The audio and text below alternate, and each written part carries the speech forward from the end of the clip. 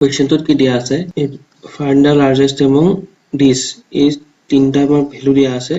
এই তিনটা ভ্যালুৰ ভিতৰত কোনটো আমাৰ ডাঙৰ হেতু আমি উলিয়াব লাগে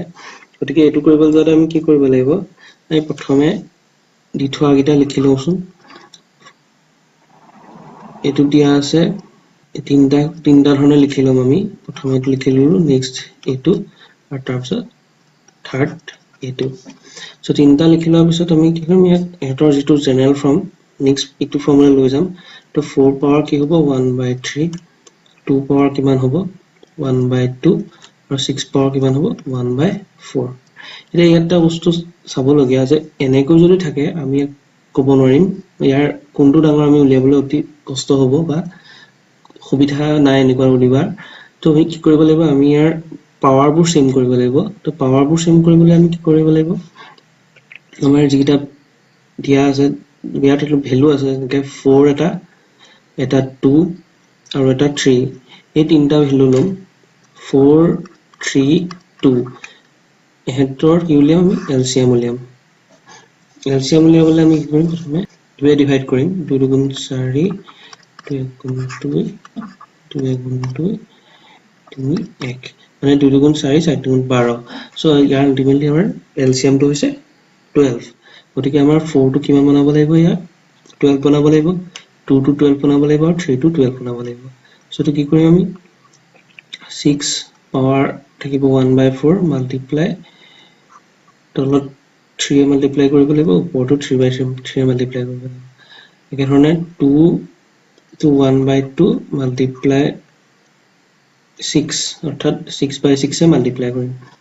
সো ইয়াত কি কৰিব লাগিব 4 আৰু ইয়াত পাৱাৰ 1/3 ইয়াত 4/4 এ মাল্টিপ্লাই কৰিম ভ্যালু কিমান লাভ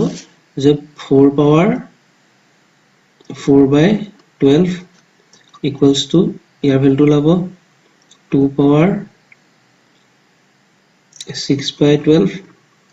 আৰু ইয়াৰ ভ্যালু লাভ গৈ 6 পাৱাৰ 3/12 সো আমি তিনটা ভ্যালু পালো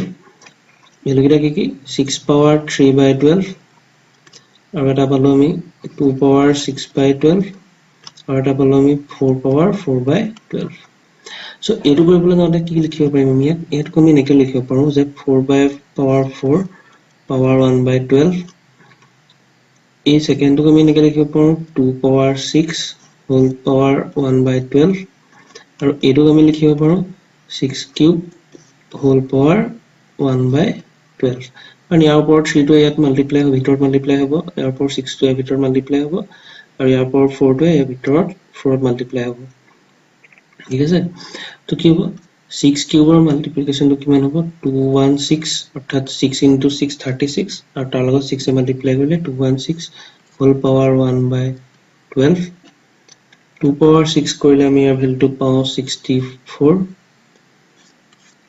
64 আৰু ইয়াৰ পাৱাৰ থাকিব 1/12 আৰু 4 পাৱাৰ 4 কৰিলে ইয়াৰ ভ্যালুটো আমি পাও 256 আৰু হোল পাৱাৰ 1/12